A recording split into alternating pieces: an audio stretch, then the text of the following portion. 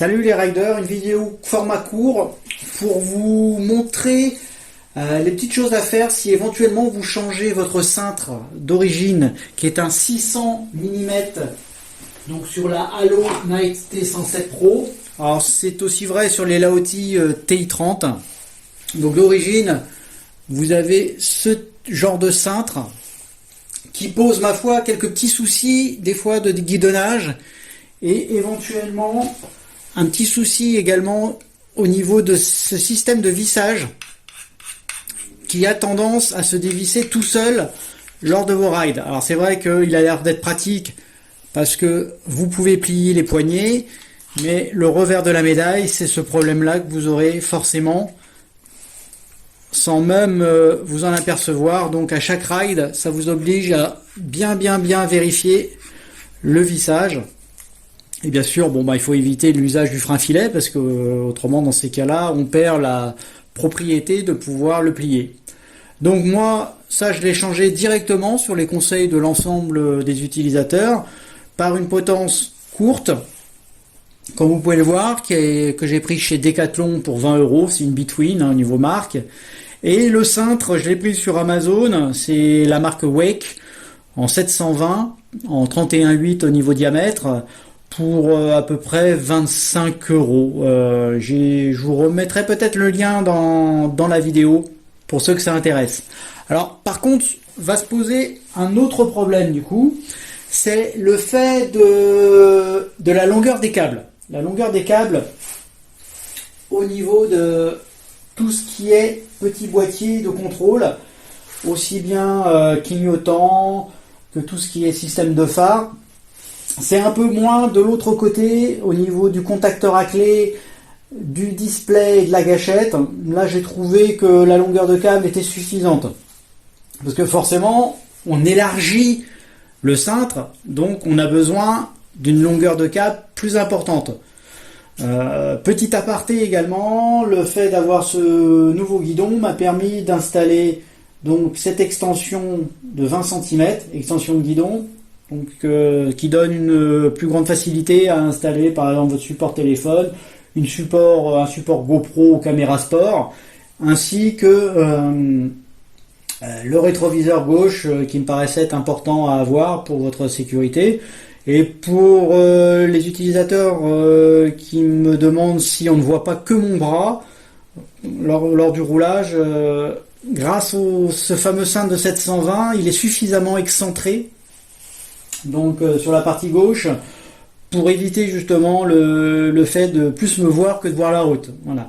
Donc comme je vous disais, le souci va être plus au niveau du système de clignotant et phare et klaxon qui est sur le même commodo. Là on a une petite justesse.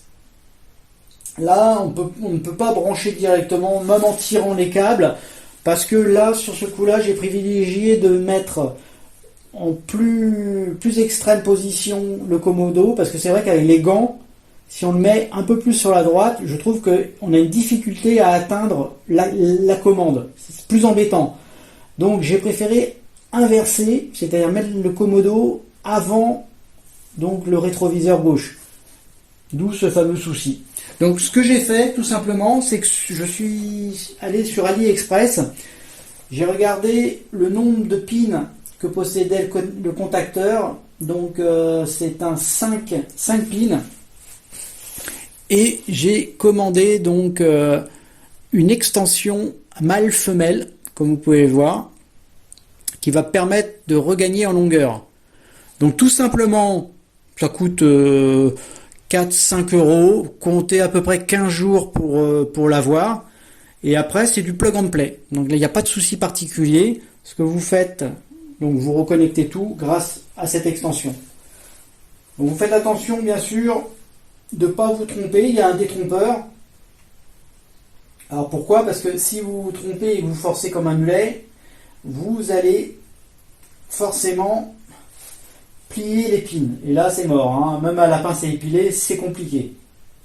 Donc vous faites bien attention. Vous vérifiez, il y a les petites flèches sur le dessus qui permettent de ne pas se tromper. Et voilà. Donc là, vous voyez, on regagne en longueur.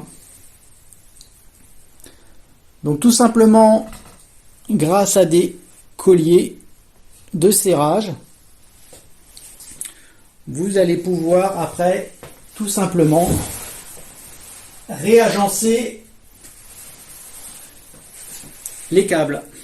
Donc là, donc ça, moi ce que je vous conseille, je trouvais pas mal, c'est ces petits Serflex version velcro. Vous voyez, vous en avez une centaine. J'ai pris ça sur Amazon également, donc c'est plutôt pas mal. Facile à utiliser. Et donc, vous réagencez le tout pour faire le plus propre possible.